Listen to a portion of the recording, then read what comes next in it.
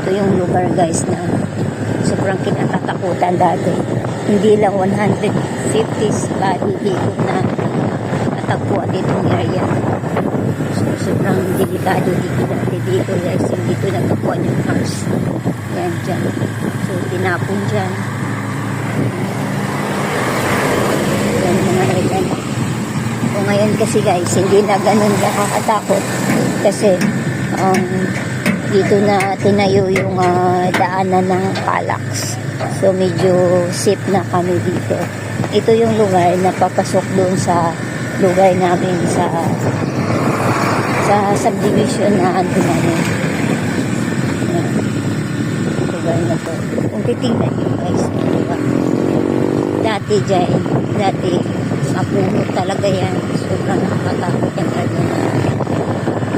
Walang mga makamotor dito na hindi nakaranas na may nakikita. Mayroong paalam, naglalakad, may kadina, may puting mukha. Ganun dito guys. Yun po guys.